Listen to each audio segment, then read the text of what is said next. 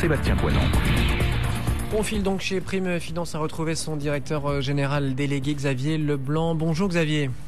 Bonjour Sébastien.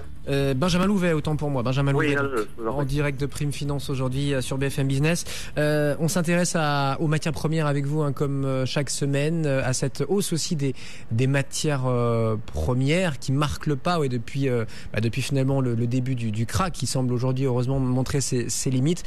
Qu'en est-il de la demande, vous qui regardez ça de très près, j'imagine, chez Prime? La demande des matières premières, notamment du pétrole peut-être pour démarrer.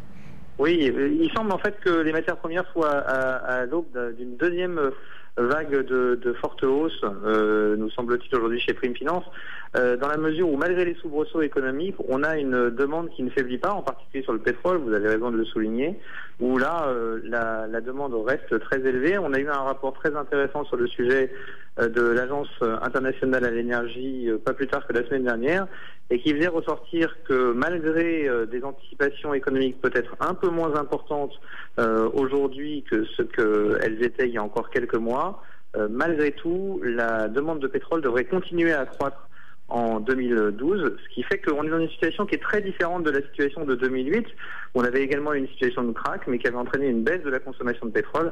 Là, l'image est totalement différente. La consommation de pétrole va continuer à augmenter.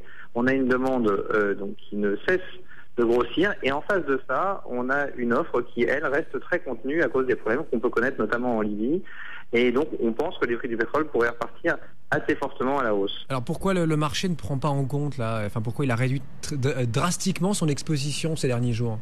Alors, le marché a réduit drastiquement son exposition, en particulier les spéculateurs ont réduit drastiquement leur exposition au marché du pétrole.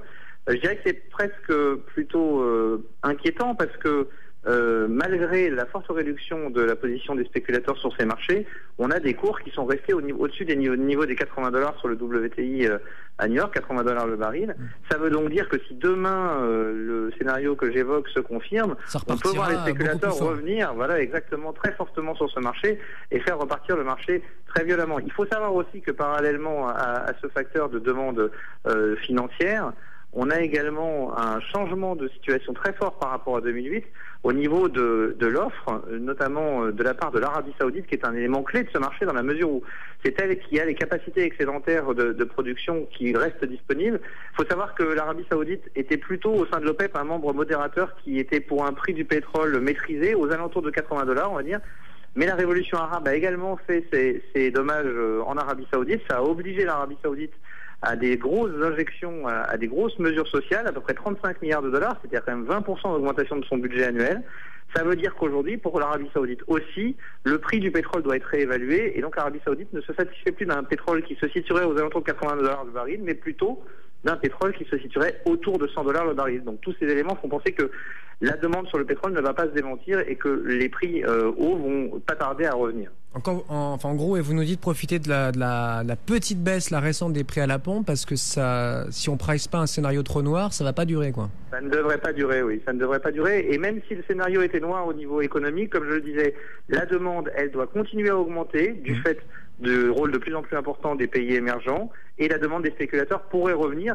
On n'aura pas la même chose qu'en 2008. En 2008, le prix du pétrole s'était effondré essentiellement parce que quand les marchés d'actions s'étaient effondrés, les spéculateurs et les financiers d'une façon générale avaient dû diminuer mécaniquement leur exposition au marché des matières premières et diminuer mécaniquement le niveau de leur risque, ce qui fait qu'ils étaient sortis de ces marchés. Aujourd'hui, ils sont déjà majoritairement sortis, donc il ne faut pas compter sur ça pour appuyer sur le cours du pétrole. Donc effectivement, profiter des prix à la pompe bas, ça ne devrait malheureusement pas durer. Des prix aussi peut-être capés à la baisse là pour le pétrole notamment, ou d'autres matières premières qu'on peut évoquer ensemble, parce que le billet vert, lui, reste assez faible, notamment contre l'euro. Alors c'est un autre élément très important, c'est que dans le cadre de la situation économique nouvelle dans laquelle on se situe, il y a deux impacts. Le premier, c'est l'abaissement de la note des États-Unis qui a entraîné une baisse du dollar. Et mécaniquement, la baisse du dollar, étant donné que l'ensemble des matières premières sont échangées à travers le monde en dollars, fait monter la demande de matières premières. Et puis, parallèlement à ce phénomène de baisse du dollar, il y a également une deuxième chose, c'est que les Américains se retrouvent dans une situation où la Fed, la Réserve fédérale américaine, dit elle-même que la croissance est anémique et bien inférieure à ce qu'ils attendaient, et on peut penser que Ben Bernanke et les autres membres de la Fed sont peut-être en train de préparer le public à un troisième plan d'assouplissement monétaire, à un quantitative easing 3, qui serait évidemment très favorable aux actifs réels et en particulier aux matières premières. Donc il est, à notre sens, temps de rentrer sur les matières premières, aussi bien sur le pétrole, et puis après, ne parlons pas des métaux précieux, comme vous l'évoquiez juste avant, et notamment l'or, qui aujourd'hui est aux alentours des 1800 $ l'once et qui pourrait aller bien au-delà compte tenu de la situation. Vous dites ça, Benjamin, parce que c'est vrai que pour la version 2 du quantitative easing, on sait que ça a été en grande partie sur ces matières premières. Tout à fait, c'est un des éléments très forts. Il faut voir aussi que la hausse des matières premières entraîne un accroissement de richesses dans les pays en développement et notamment dans les pays du Golfe. Ces richesses sont réinjectées et donc aujourd'hui il y a un fort potentiel pour les marchés des matières premières. L'or au premier rang, évidemment. Morgan Stanley a d'ailleurs revu son objectif de cours sur l'or cette semaine. Il évoque 2500 $ l'once avant la fin de l'année. Mais l'ensemble des cabinets d'analyse ont revu à la hausse les objectifs de cours sur l'or cette semaine, que ce soit Goldman Sachs, Barclays ou Bank of America. Tout le monde s'accorde à dire que la nouvelle et inédite situation économique dans laquelle on est très favorable au cours du métal précieux.